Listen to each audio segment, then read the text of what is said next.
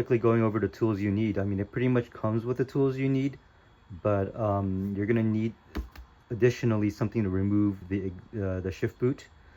And these pliers will help in removing the old knob from the shift boot.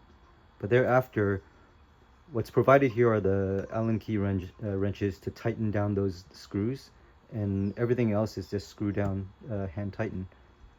So we're on to the car. Here we have the stock shifter from the 991.2 GT3. The way you remove the boot, supposedly there's two clips at the top here. So using a plastic trim tool, the idea is to get under here and then pull up to remove the boot. Alright, I needed two hands to do the first corner, but basically you can see here, you stick this in, yank up, but using two hands helps. Now that I've got one end up, the other end I'm hoping I can do one-handed. Maybe not. Alright, I needed two hands to do that after all. But front's loose, the back is actually just on those two clips, so you just pull forward and it comes up. Lift the boot all the way up. Grab onto the bottom edge of here, rotate counterclockwise. And then from this point forward, you just gotta yank it up. There it goes. That's the old one. Alright, so this is gonna be much easier for you to do if you do it outside of your car. But once you have the shifter and the boot out, I thought I needed needle nose pliers for this, but actually you don't. Just take your thumb and push down on these clips and it will just pop right out. There you go, see, this went, and then on the other side, yank the shifter out.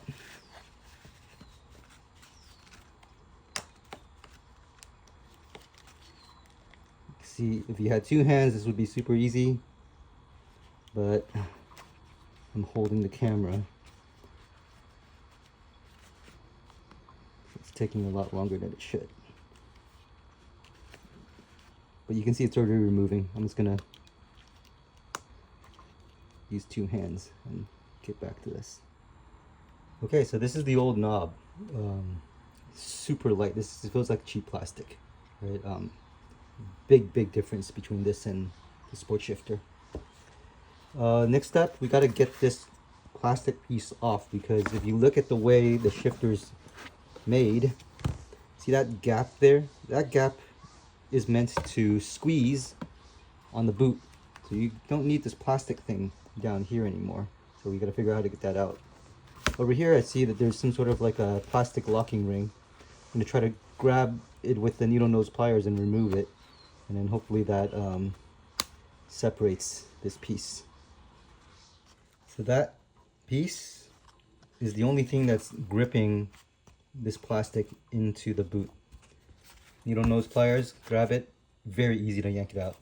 And then while it looks like it's glued on, I think it's really just the fibers adhering to this plastic ring. So you just kind of peel it off. It comes off. So yeah, this is going to be basically only for this. You don't need these anymore. So we've got the boot separated. There's a hole. The next step is to install the shifter. So basic way this works is we put this all the way down, as high as you'd want it. Use those locking screws to tighten the bottom piece. Once you've tightened it, you unscrew the top piece from the bottom piece, and then you slide the boot over it, tighten the top piece back onto the bottom piece, and that's it. It's as simple as that. So back in the car. All right, back in the car. You see how I put a microfiber towel here. The reason is that I've read a lot of horror stories about this small Allen key wrench falling into the shifter assembly because people can't hold on to it. So there's either two ways of doing it. Either get like a bigger Allen key wrench so that you can grip it better, or do what I'm doing here, protect it so if it falls on the towel, you just grab it. So this slides right in. You can set it at a different height if you want it to be taller. I'm probably just going to go with the lowest setting at this point, but notice how it rotates. So you're going to have to do like me and eyeball it to see if it's straight before you tighten it down. Or if you're, you know, OCD about it, you got to find some way of using a string or something to align the pattern. But I'm okay just eyeballing it. So put that in there. Get the Allen key wrench and start tightening the bolts down. All right, I've got all the screws tightened.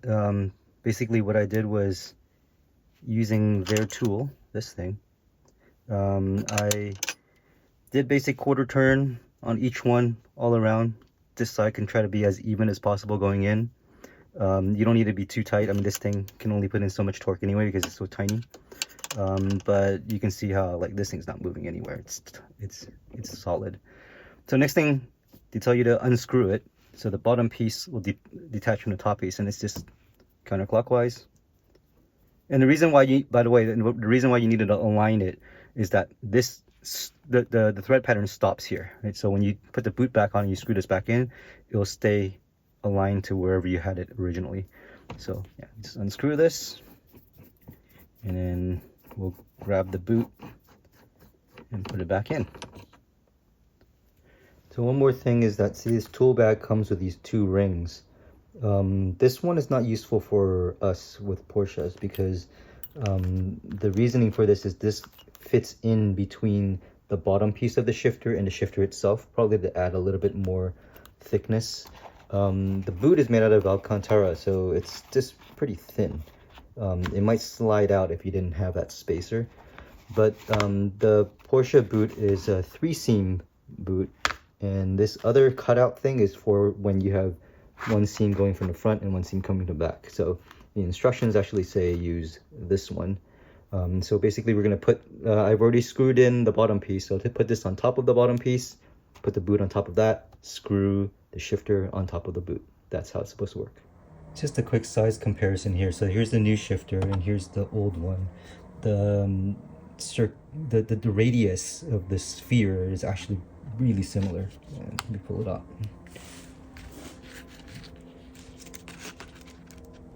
So maybe just a tad smaller on this one, but maybe just an optical illusion that they really feel like exactly the same. But you can see that the stock shifters, it's not symmetric, right? So it's tilted forward a little bit, but the SportShifter is completely symmetric. All right, back in the car. This is that ring I was showing earlier. Drop this in. Sits right on top of that bottom piece. Take our boot. Slide it in. Pull this down as far as you can. You gotta make sure that this material doesn't interfere with the threads. See, the threads go really far down, so you gotta really pull this down. And then make sure that all around, oops,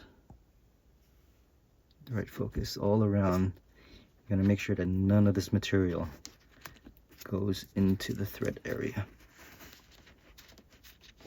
Okay, I might actually even need to use 2 hands to pull on this while I screw the shifter back on, but you guys get the point. All right, when that's it, so last piece is just slide the clips back facing first into the groove, and then these you just push down at the top. Oops, make sure 2 clips, push, and then we're done. And here we have it.